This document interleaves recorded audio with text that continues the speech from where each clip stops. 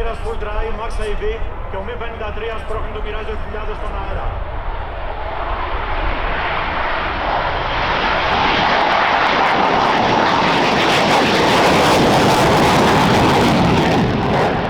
Hello বন্ধুরা, আশা করি সবাই ভালো আছেন। দ্য বেঙ্গল টিভিতে আপনাদের সবাইকে স্বাগত। চ্যানেলটি নতুন, তাই হাত জোর করে অনুরোধ করব, প্লিজ সাবস্ক্রাইব করে রাখুন। আগামী দিনের আমাদের বাংলার নির্বাচন, এছাড়া এই যে কনফ্লিক্ট চলছে ইরান ইসরায়েল সহ সমস্ত দেশগুলোর মধ্যে, তার খবরাখবর আপনারা পেয়ে যাবেন ঠিক এই চ্যানেলটিতে।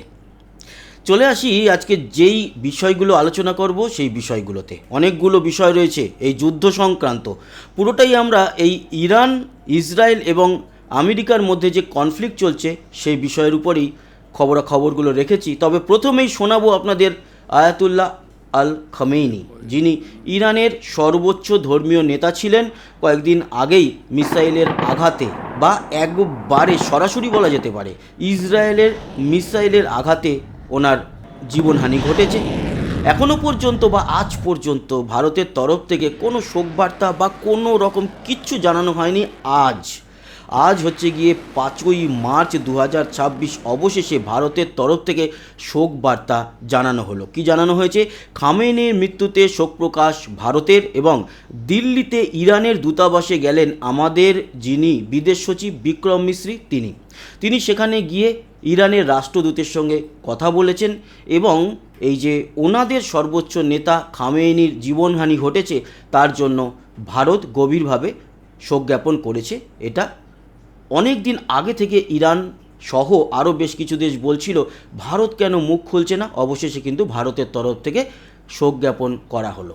অন্যান্য খবরগুলোতে চলে আসি, খুব গুরুত্বপূর্ণ খবর 2 আজকের খবরের যে সিরিয়াল অনুযায়ী।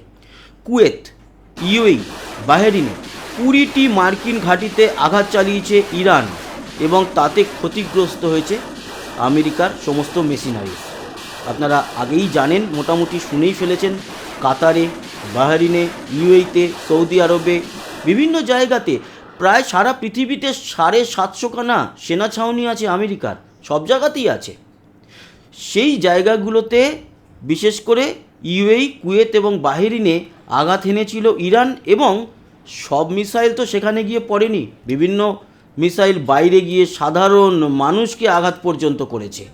তাতে কুয়েত, ইউএই, সৌদি আরব, বাহরিন এরা প্রচণ্ড রেগে আছে ইরানের উপরে। কিন্তু ইরানের তরফ থেকে জানানো হয়েছে যে এই মার্কিন ঘাঁটিগুলোতে ইরানের যেই ক্ষেপণাস্ত্র তারা হামলা চালিয়েছিল সেগুলো গিয়ে বেশ কিছু ক্ষেপণাস্ত্র পড়েছে। সেখানে কয়েকটা বিল্ডিং ক্ষতিগ্রস্ত হয়েছে, 2-1টি যুদ্ধজাহাজ ক্ষতিগ্রস্ত হওয়ার মতো ঘটনা ঘটেছে, এবং হ্যাঙ্গারেরও ক্ষতি হয়েছে যেখানে কিনা মার্কিনি যুদ্ধ বিমানগুলো থাকে। এখন আসল যে খবর, সেই খবরটা কিন্তু ভিতর থেকে প্রকাশ করেনি আমেরিকা। কিন্তু যদি ক্ষেপণাস্ত্র হানা হয়ে থাকে, ক্ষয়ক্ষতি তো অবশ্যই হয়েছে। ডিটেল খবর হয়তো এসে পৌঁছাবে, পরে জানাবো। আপাতত ইরানের তরফ থেকে জানানো হয়েছে যে বেশ বড় রকম ক্ষয়ক্ষতি হয়েছে আমেরিকারও। অন্যদিকে আপনাদের জানাই এবার, ইরানি ড্রোনের আঘাত গিয়ে পড়ল আজারবাইজানের উপরে। আজারবাইজান কিন্তু সাথেও ছিল না, পাশেও ছিল না। তুর্কিও সেরকমভাবে ছিল না। গতকালকে শুনেছিলাম তুর্কিতে গিয়ে একটি মিসাইল হামলা করেছে, বা ড্রোন হয়তো আঘাত এনেছে। আর আজকে এক ঝাঁক ড্রোন উড়ে গিয়ে আজারবাইজানের একটি বিমানবন্দর ক্ষতিগ্রস্ত করেছে। নাম হচ্ছে নাকচিভান হচ্ছে বিমানবন্দরটার নাম, এবং সেই নাকচিভান বিমানবন্দরের বাইরে একটি স্কুলে গিয়ে একটি ড্রোন আছড়ে পড়ে। সেখানে 2 জনের প্রাণহানি ঘটেছে স্কুলের কাছে। শুনেছিলাম দুপুরবেলায় যে তারা জখম হয়ে হাসপাতালে ভর্তি। সন্ধ্যের খবরে জানা যাচ্ছে 2 জনের একেবারে জীবনহানি ঘটে গেছে। আর বিমানবন্দরের একটি রানওয়েতে গিয়ে আছড়ে পড়েছে ড্রোন, সেখানে খানিকটা বেশ অনেকটা চলটা উঠে যায় বলে না, সেরকম উঠে গেছে। আরও একটি রানওয়ে সামান্য ক্ষতিগ্রস্ত হয়েছে, এবং একটি বিল্ডিং আঘাতপ্রাপ্ত হয়েছে। সেখানে অবশ্য কোনো মানুষের জীবনহানির মতো ঘটনার খবর আসেনি। তো এবার আজারবাইজানও সেই হুমকি দেবে ইরানকে। ইরানের পাশে কতজন আছে বা কোন কোন দেশ আছে জানি না, কিন্তু ইরানের শত্রু এই মুহূর্তে দেখা যাচ্ছে প্রচুর দেশ হয়ে গেছে। আরও একটা খবর আপনাদের দিয়ে দিই, সেটা হচ্ছে যে গতকালকেই আপনারা শুনেছিলেন ইরানের একটি জাহাজ, যার নাম হচ্ছে গিয়ে ফ্রিগেট ডেনা, সেই ডেনা যুদ্ধজাহাজের উপরে আঘাত এনেছিল মার্কিনি ডুবোজাহাজ এবং সেখানে ক্ষতিগ্রস্ত কেন একেবারে ডুবে যায়।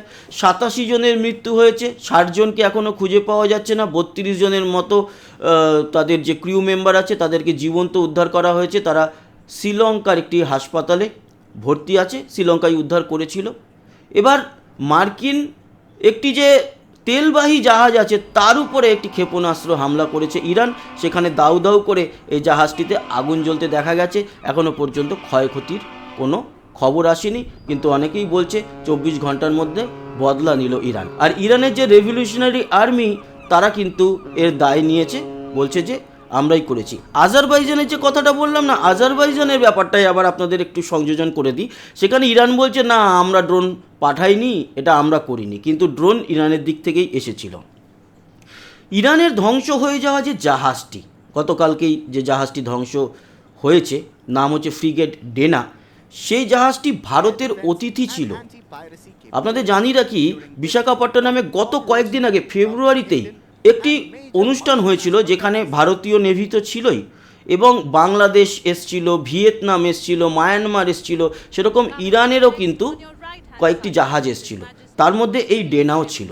এবং সেখানে উপস্থিত ছিলেন বিশাখাপট্টনমের কাছে বঙ্গোপসাগরে আমাদের প্রেসিডেন্ট দ্রৌপদী মুর্মুও। সেই অনুষ্ঠানের পর ভারত থেকে ফিরে যাচ্ছিল জাহাজটি, এবং ভারতের জলসীমায় যতক্ষণ ছিল ততক্ষণ তাকে আঘাত করেনি। ভারতের জলসীমা ছেড়ে যেই বেরিয়েছে শ্রীলঙ্কার দিক থেকে, তখনই কিন্তু তাকে আঘাত হানা হয়েছে। তবে তাতে বেজায় তো রেগে গেছে ইরান। ইরান বলেছে ভারতের অতিথি ছিলাম আমরা, আমাদের উপরে আঘাত হানা হয়েছে, কিন্তু ভারত এখানে কিছু বলছে না কেন? ভারতের কিছু বলা উচিত এর বিপরীতে বা বিপক্ষে। তাই ভারতের উপর এক প্রকার চাপ বাড়ছে, এবং চাপ বাড়াচ্ছে ইরান। এবার এই ইস্যুতে ভারত কবে মুখ খোলে সেটা দেখার। কারণ আজকে শুরুতেই বললাম, খামেইনি যে মারা গিয়েছেন, এতদিন মুখ খোলেনি, আজ ভারত মুখ খুলেছে।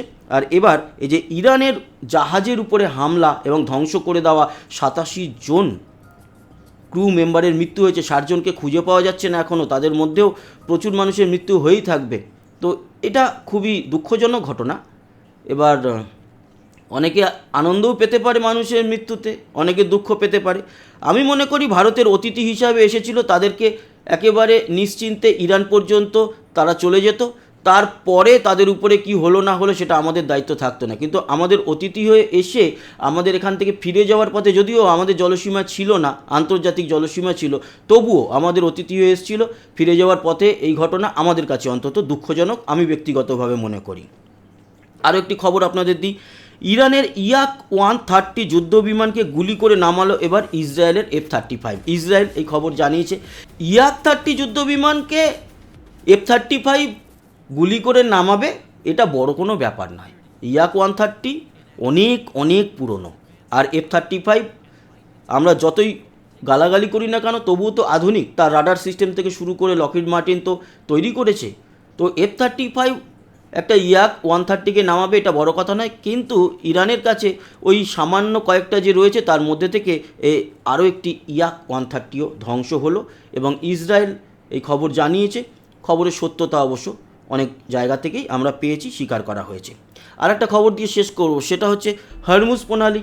হরমুজ প্রণালী থেকে মোটামুটি সারা পৃথিবীর তেল সাপ্লাই হয়, ইরানও করে, ইরাকও করে, সব দেশেরই তেল মোটামুটি হরমুজ প্রণালী দিয়ে যায়। কিন্তু তার কন্ট্রোল যদি মনে করে ইরান নিয়ে নেবে, ইরান কিন্তু নিতে পারবে। আপনাদের জানি রাখি, ইরানের একটি কোম্পানি আছে 10,000 করে প্রতি মাসে ড্রোন তৈরি করে। কারণ এই যে ড্রোন তৈরির দিক থেকে ইরান হচ্ছে সারা পৃথিবীর প্রথম সারির একটি দেশ, এবং ইরান প্রতি মাসে 10,000 ড্রোন তৈরি করতে পারে। সেই প্রোডাকশান কিন্তু প্রতিনিয়ত চলছে। তাই বলা হচ্ছে, বা ইরানের তরফ থেকে যেটুকু খবর আসছে, তাদের ধারণা যে তারা আগামী কয়েক মাস পুরোপুরি কন্ট্রোল রাখতে পারবে হরমুজ প্রণালীর উপরে, এবং কোনো জাহাজ সেখান থেকে তারা যেতে দেবে না, গেলেই এই ড্রোন মুহুর্মুহু আক্রমণ করবে। আর এই ড্রোনের আক্রমণে অলরেডি একটা দুটো জাহাজ ধ্বংস হয়েওছে। এবার কিন্তু সবাই স্টে করে আছে, ভারতেরও কিন্তু অনেক জায়গাতে জাহাজ রয়েছে। তাই ফোনাফুনি চলছে, নরেন্দ্র মোদী ফোন করছেন বিভিন্ন দেশে, কাতারের সঙ্গে যোগাযোগ রাখছেন, ইউএর সঙ্গে রাখছেন, সৌদি আরবের সঙ্গে রাখছেন।